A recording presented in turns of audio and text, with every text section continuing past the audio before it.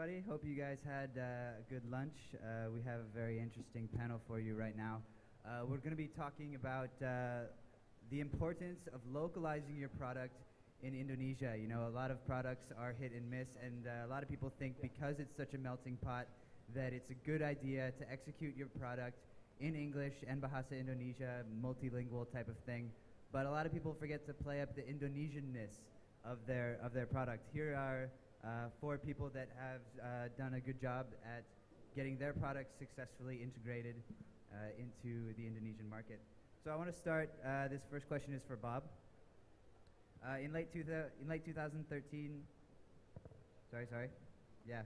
Baidu made the all-in jump to Indonesia. Since then, Baidu has made several localization efforts, including PC apps, mobile apps.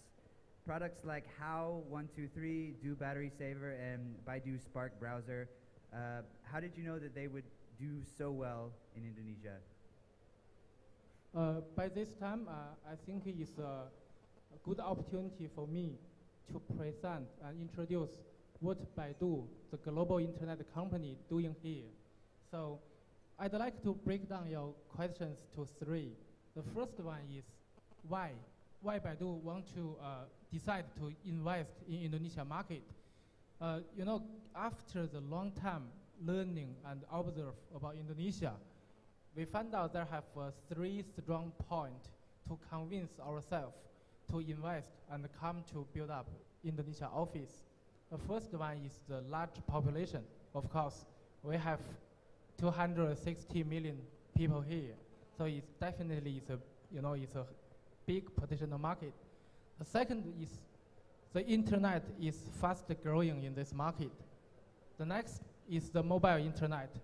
Actually, after we compare with the other countries, we see Indonesia is a very typical mobile internet country here. So after we try something from 2010 to 2012, and then we decide to build up the local office and to do the long-term investment and the development here. The second one I want to say is to try to answer your questions. You know, Baidu can provide multiple internet products, but what kind of product are suitable for Indonesia market? So we should have our own understanding. That's why we did a lot of research, and then we keep talking with partners in this industry. And finally, we think there have 2 reasons why we prefer to launch Baidu browser or mobile market such of App Store product here. The first one is we see the major netizen here is the youth, is the young people.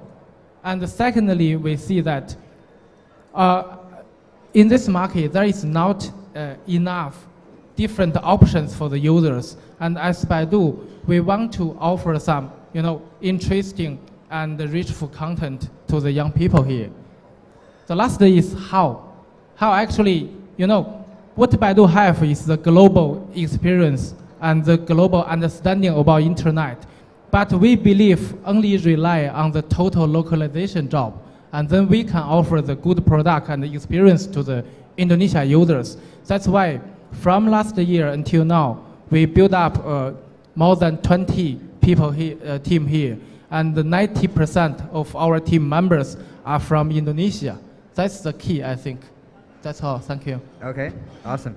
So, so Paul, Wihan, and Tesong, is your localization thesis, I guess, similar to or different than Bob's? I guess we can start with you, Tesong. Okay, so basically I'm running e-commerce, and I totally agree that mobile is super important in this market. And in our website, around 40% of the traffic is already from mobile. But instead, the transaction is around still 25%.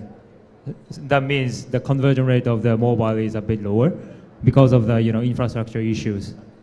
I got LTE Wi-Fi here. They say it's like 27 Mbps speed, but whenever I check the speed, it's only like 0.5 or 1 or maximum 2. So that is the issue. during the daytime, all the people access from laptop, maybe from their office. And after office hour, mobile traffic is going to be a little bit, more. So I totally agree that, we need to focus on the mobile part.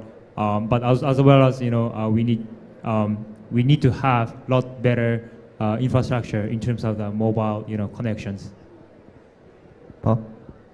Yeah, I think mobile is, the main part of the localization efforts that Coda Payments does.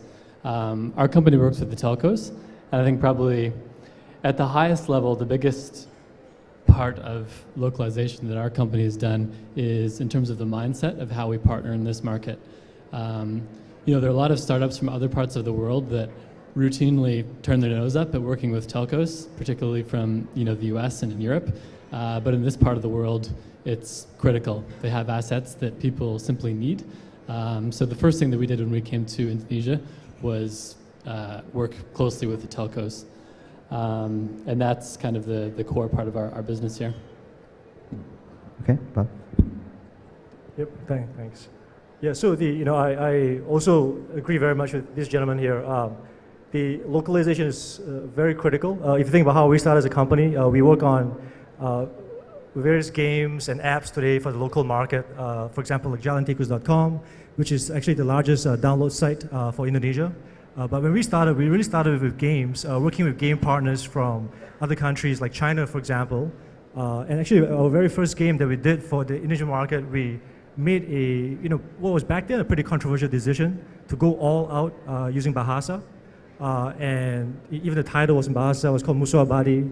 And the reason we did that was we said, hey, this game that we're doing right now, right, we think it can appeal to tier 2 and tier 3 cities or the players in the smaller towns who might have trouble reading English, actually, right? So we were one of the first to really take it all the way and localize that way.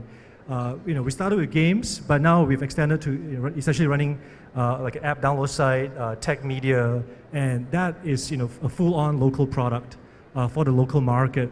I am really much in agreement with Bob. Mobile is super important here. But actually, even more than that, I think what's special about Indonesia is actually the social part of it, right? So if you go to Google Play today, right, or the App Store, and you take a look at the top 10 apps, right, 8 of the top 10 are social, right? This is the only country in the world where people are so social when it comes to apps and just services, right? So I think my personal opinion is that not enough local startups or even foreign big companies really take advantage of that unique characteristic of the market. Okay, interesting. So you all have very different business models. Paul, you have to partner with telcos, otherwise Coda doesn't work, right? So what's the most challenging thing about partnering telcos in Southeast Asia, maybe in Philippines, Thailand, Indonesia, Malaysia? I mean, telcos are difficult to work with across the board. There's no way to sugarcoat it. It takes a long time to get a deal done. You have to deal with people at every single level. You need senior level champions, you need day-to-day level champions. For a business like ours, a carrier billing business, we need to work with the finance department, the reconciliation department, technology, operations, sales, marketing. So there's a stack of business cards on my desk for each of the telcos that we work with before we ever make a single dollar of revenue from that deal. So in that way, Indonesia is no different from other markets in the region. Telcos are slow and difficult to work with, but they have tremendous assets that a lot of companies really need. Telcos really have unprecedented reach in terms of a cash collection network. They have the only real-time billing and settlement system that's available to basically any customer in the country. So it's a huge upfront investment in getting those deals done, but once you do have it, it's hugely useful. Okay, great. So this question is for Wihan. You've been a strong advocate for shining spotlight on local products. There's Jalan Tikus. You made sure to give locally made apps sufficient airtime. And then again with Mind Games, you're showing that Indonesian companies can be competitive with production quality. Do you believe that foreign tech firms setting up shop in Indonesia is a good thing or a bad thing for homegrown companies like the ones you serve? I think it's a wonderful thing. You know, the reason why the internet works, right, is that it's really an ecosystem, actually. If you look across the world, right, there are the big whales, there are lots of fishes out there, right? But the reason these things work is because lots of different players come together and offer a whole set of very interesting services, right? So, you know, Baidu with the tools in the browser, right? There's Google, there's Facebook, you know. So everyone, I would say, has their own little or sometimes big products to offer, and that will, I would say, in the bigger scheme of things, it will drive a lot of innovation, right? When we think about foreign products, it's not just about foreign products, but I think what's even more important than that to drive the innovation in the ecosystem is actually foreign capital, right? So if you think about, say, I think it was like 2 years back, there was some discussion about a law to basically not allow foreign invested companies to operate in e-commerce in Indonesia. So I thought, you know, so from my point of view, I say, hey, look, you know, e-commerce is a business where, you know, lots of big money players, VCs, investors get together. You know, they, like in the US or China, right, they dump in tens of billions of dollars, and only one winner or one or two winners will emerge, essentially, right? In that kind of situation, you know, why would we turn away foreign money? It's so critical to growing the ecosystem, right? So I think, you know, foreign ideas, products, and you know, capital, very, very critical. At the same time, I think the local entrepreneurs have an equally important part to play in the whole ecosystem. They are the people that make things happen. They're the people that translate ideas into actual products and services for the country, right? And it's by, you know, teaming them up with you know, the foreign capital, the foreign companies that we can do even better products, right? Just to give an example, you know, in one of my previous jobs, I was actually working for Microsoft in product management, and we were doing, you know, products for China, actually, right? You know, we were sitting in Seattle, and you know, I realized that, and afterwards, hey, you know, no matter, you know, how good or how you know, well funded we were as a huge company, right? It was actually very hard for us to outsmart and outmaneuver the local startups, right? Many of them became very big eventually, like Tencent, like Baidu, right? And the reason for that was that the local entrepreneurs really understood what the real internet user was looking for, right? When I talk about the real internet user, you know, I mean, you know, we see in Jakarta, right? Or, you know, back then it was Beijing or Shanghai, right? But if you think about it, the vast majority of people live outside the large cities. They are probably in a small town somewhere or in a second-tier city, right? They live vastly different lives from many of us, right? It takes a certain amount of local understanding to really shape the products in such a way to appeal to them, right? And if you ask me, if I rewind back in China, say 10 years back, you know, why were companies like QQ able to beat MSN on their own turf doing IM, right? Why was Baidu able to beat Google hands down, or Taobao beat eBay, right? There's a reason for it. People, the guys who were doing it, they fundamentally understood the problem better, right? And you know, I see the same potential for Indonesia. You know, there will be many great entrepreneurs here in the future, and it takes a combination of, you know, foreign companies, foreign expertise, foreign capital to really make it happen, plus the local talent.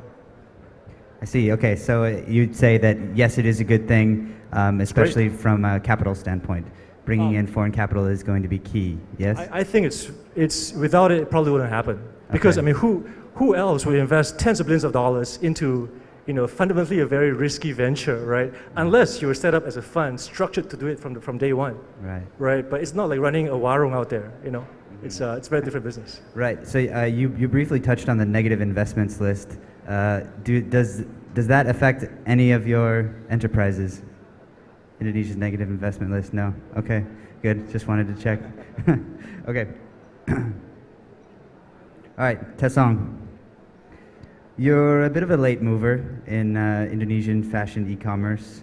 Obviously, you have stiff competition, Zalora, Beribenka, and a wide variety of niche online shops.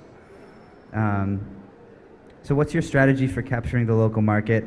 What gives you the competitive advantage over your local competitors? Okay. We definitely provide the very unique value to the market. So basically, VIP Plaza is fashion, flash sale, e-commerce, and the how to sell is quite unique. Everything is time sale is really quick. So for the brands of Indonesian market, we provide a value that we can sell high turnover rate of the inventory in very short term. Because the thing is, if the Indonesian local brands would like to collaborate with the like department store or the other e-commerce player, when they want to flash out their old season stocks, they need to collaborate by consignment model. If the case, they need to provide the inventory minimum 3 months or up to 6 months. And in average, during that period, average turnover rate of the inventory is around 50%. That means the other 50% of the inventory goes back to the suppliers without any sale after 3 months up to 6 months. That is a huge risk for the suppliers. That's why we minimize it into 2 weeks. But within these 2 weeks, we're trying to sell everything. So it's more, much more speedy. That kind of value we provide to the brands. For the consumers, we also provide a unique value that, well, basically speaking, there's no information of the branded fashion sale, where it's going on, and what kind of product they can get in this mall and that mall. So it's very inconvenient. So that's why we gather all the information in this website, and then whenever they come to this website, we can provide the best brand in the cheapest price in the market. So that kind of unique value we provide to the customers. Okay, and so a follow-up question on that to give to all three of you. If you were Taesong as a late mover in this particular market, what would you do? We'll start with Weihan. Actually, because I live in China for a long time, so I like to use the example of China, right? If you look at the e-commerce companies in China today, they've been successful. And there have been thousands of companies invested in e-commerce, right, in China, sucking in tens of billions or even hundreds of billions of dollars. Like, you've heard of some that, you might have heard of some, like, they've gone IPO lately, like Alibaba or JD, right? But if you look at it, of all these thousands, who actually emerged, right? There was a platform, Alibaba, right? There was a huge electronics player. I guess in the US, it would be like a Best Buy. In China, it's just JD, right? And here in Southeast Asia, it could be like someone like a Lazada, right? But there's always a VIP something in there, right? There's like VIP Shop is one of the most successful e-commerce companies in China, and I think I don't see why the same cannot be done for this part of the world as well, right? Using that model. Right. See, okay, Paul.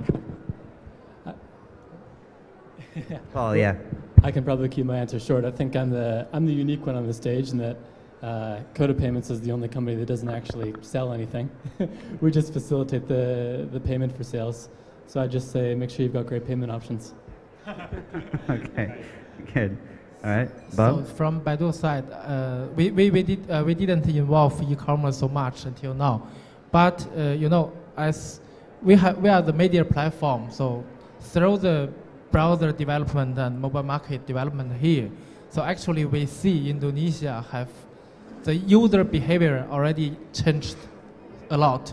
So we see that around the e-commerce and the video, the rich media content now is increasing a lot. So I think for the e-commerce here, it should have a very beautiful future soon. Okay. All right, Bob, this one's for you. In January of this year, Baidu incorporated sexy images of girls into its browser, but then immediately toned them down to be less provocative.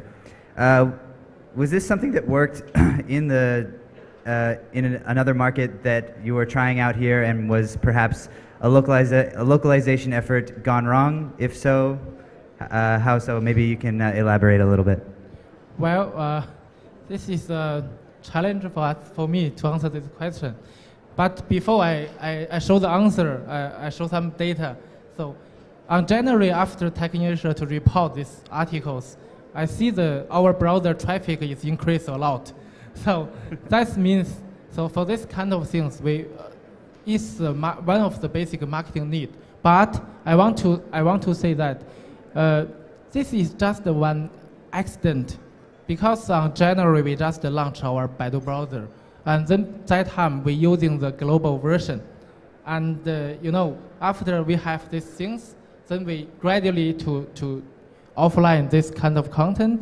And then until now, I think we don't have such of this kind of problem because we already have more than 30 really content partner in this market. And from this case, we can see that the real localization is very important and valuable for the business team here. Okay. Yeah.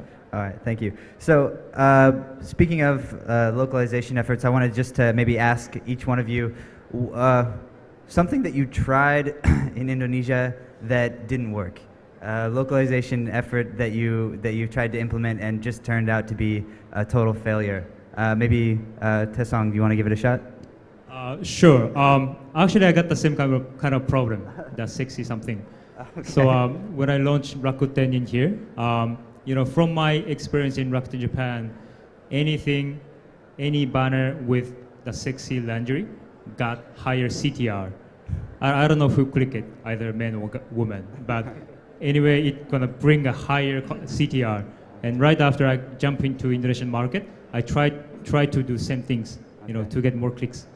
And eventually, the joint venture partner at that time really surprised, cause I'm trying to put some sexy, lingerie in the top of the website, and it was right in front of the Lebaran Islamic holiday season, which is gonna be, a bit sensitive, for that kind of matters. That is also the localization, the failure. Okay. And the other thing, actually, I think localization is very important, by looking at the actual numbers. Whatever we imagine, we need to test and try and error, seriously. Because, in my previous job, I really hate the pop-up login. Do you say that? Whenever the customer come to the website, they force login to see the website. That kind of things, it's big no in Japan, because it's gonna, increase the bounce rate quite a lot. But in here, actually in VIP Plaza we tried, and actually number was not so bad. I kind of imagined from my background that if we did this pop-up login, it's gonna increase the bounce rate and it's gonna decrease the conversion rate. But actually, we try and error, and the result was not so bad. The bounce rate, of course, a bit higher, but compared to that bad impact, we can get a lot of customers' email. Mm-hmm. So it's all about the balance, right? Mm-hmm. Yeah. We have bad impact. Rather than that, at the same time, we have a good impact. So it's just a balance. So I think the important thing is to see the actual number and data, and see quick analysis, and then try to improve quickly. Okay. Do you have any numbers off the top of your head? How many conversions you were able to get from that? No? Not going to share? Okay. All right. Localization failure. Let's hear from Paul. Yeah, so we just yesterday launched a new site that allows customers to buy Steam wallet codes using different payment channels in Indonesia: carrier billing, ATM transfer, convenience store payments at Alfamart. And one of the things we wanted to do was experiment with different tactics for getting customers to spread the word. We all know how social Indonesia is. Everybody's on Facebook and Path and whatnot. And we're basically just willing to try a million things and see which one sticks, very much in the spirit of trial and error. And the first marketing tactic that we used was kind of a referral campaign, basically encouraging customers to share a particular thing on Facebook and go through a couple of extra steps in order to get a prize. It basically turns out as a learning that customers are almost always willing to share the thing on Facebook, but they're very rarely willing to go through the couple of extra steps to get the thing that you're offering them. So, as social a country as this is, it's a great asset, but you really need to keep those mechanisms simple when you're trying to do campaigns where you're asking customers to do anything. Okay, interesting. Yeah, I mean, I really echo that. We over the last 3 years, we've launched about, say, 7 to 8 games, right? And every game that we launch is essentially a exercise in localization, In the early days, we would say, hey, if it works in Thailand or Vietnam or Malaysia or China, it'll probably work here, right? And then very quickly we found out that's wrong. That's wrong. The market is so different from even other ASEAN countries, let alone like say China, Japan, Korea, right? Complexity is a big thing that we grapple with. Like what Paul was saying, the simpler you make it, the more likely you are to get conversions, right? And even how how that kind of mindset and philosophy that you design to the gameplay, that becomes a big issue as well, right? But besides our game products, for the apps that we do, for Jalan Tikus, the other stuff that we do, I really don't think about it as localization at all. It's really more like it's a feature. It's a feature we do for the market, and we use a lean model, we iterate. To me, it's not localization. It's just building a feature. Okay, great. Anything to add to that, Bob? Any localization stumbles? The localization, actually, the word is very simple, but actually, so as a foreign company working here, so it needs to keep improve. It not easily means the language translation. Also, we need to keep learning the user behavior, and make a case. So when we just launched our mobile market, actually it's a third-party app store here. So we try to gather the feedback from the users, and then it's very surprised for me because I see that lots of users, they feedback that they are afraid to click any banner on our product because they are afraid of it's the balance charge.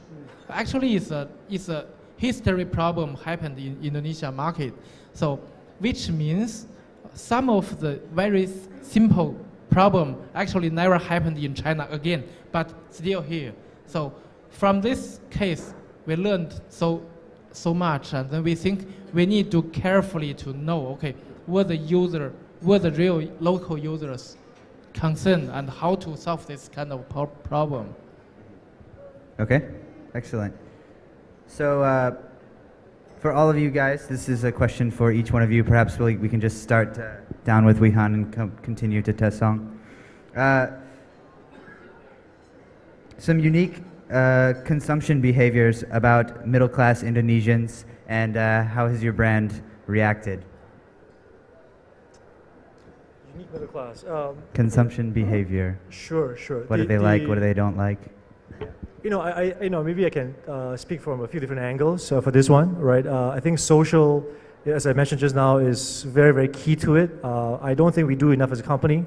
I don't think enough products take advantage of it as one big thing.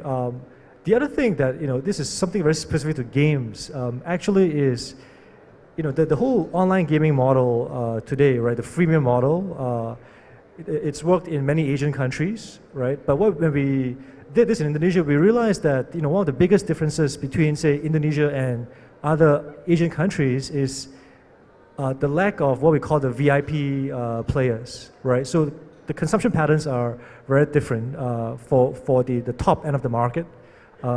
Except when it comes to certain games, very specific games like say poker, right? But that also, in a way, forces us to rethink about how we do monetization, and if you can alter the way people pay and to increase the payment rate, for example, in order to increase the revenue, right? Instead of relying on the more traditional models that have worked, let's say in China or Malaysia, for example, right? So I think that's actually a pretty important difference for us. I would say for our other products, the language is usually a bigger issue than a lot of people think it is. When we put Bahasa onto something versus English, we find that conversion rates go way up, right? That's also been a big boost for us as well. Yeah, so those are some key points. Okay, Paul? Yeah, for us, I mean, I think the most unique thing is that when you look at the middle class here, just how few of them actually have payment instruments that can be used for remote payments. So the access to finance in Indonesia, in particular access to bank accounts, is reasonably high. But the unique thing about this market is that in most cases, when you have a bank account, the bank doesn't issue you a card that can be used for remote online transactions in many cases. So one of the things that we did when we launched our carrier billing service in Indonesia Traditionally, customers have used carrier billing and premium rate SMS to purchase really small value things, ringtones and wallpapers for a couple of cents. What we did is when we worked with the telcos, we set up very high value price points up to 1 million rupiah, which is about $100, so that customers can spend significantly larger amounts of money through the carrier billing channel. And it turns out that actually that resonated really well. So we were able to serve the segment of middle class Indonesians that want to spend large amounts of money online but don't have any other payment channel. So even though most people in this room probably have 50 cents or less on their Pulsa account, the average transaction value for across our platform is significantly higher than that. It's about 50,000 rupiah, and we do transactions every day for up to 1 million rupiah. Okay, Bob? So I'm willing to share some interesting data. So Baidu just finished a research in this market, and then from this report we see some the consumption behavior about the Indonesia users. So actually until now in this market, so 80% of the mobile users, they are using the lower price device, which under 3 million rupiah. And then through our research, we see that by next year, more than 40% of this kind of users, they want to spend the higher price to change a better device. So what we see from this kind of information is, so the middle class of the mobile internet users here, the percentage is going bigger. And then, which means for the content-based or for the e-commerce part, we can see that tomorrow, next year or maybe later, we can see that you should get a very big improvement on this part. Okay. Tessan. Okay, unique customer behavior for the middle class. I think it's definitely about the internet access, trend of the internet access, because we have a completely opposite trend in Japan. So daily traffic for e-commerce in Japan, office hour decrease, and lunchtime increase a bit from mobile, and again decrease, and after 6 p.m. jump up, and then 8 p.m., 9 p.m. the peak. In Indonesia, it's completely opposite. In the morning, 0. Office hour, 9, shoot up. And after lunchtime, the peak. And then slowly going down. After 6 p.m., 0. Something like that. So, because of the internet, accessibility, this kind of, trend is going to happen. So, we of course need to adjust, to this kind of trend. Since we are time sale model, we upload all the new brands time sale from every day 10 a.m. The traffic is so high, yeah. But back in Japan, they always update the new sale on the the midnight or 8 p.m., 9 p.m. Yeah, something like that. So I think I found this is kind of a unique user behaviors.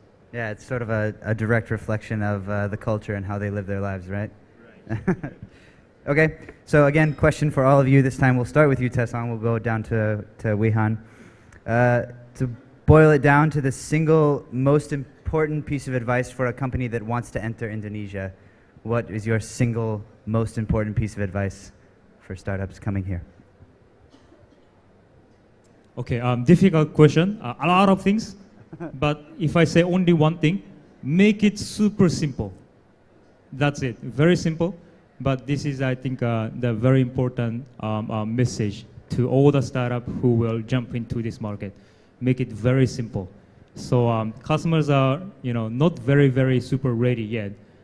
Plus, infrastructure is not so good. Payment, delivery, infrastructure is not ready yet.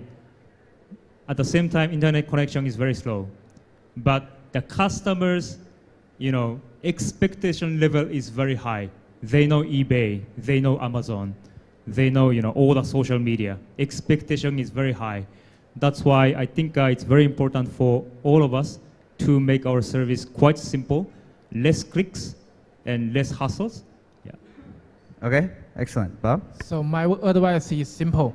So to find out the unique value of your product or your service, so to really match the user need.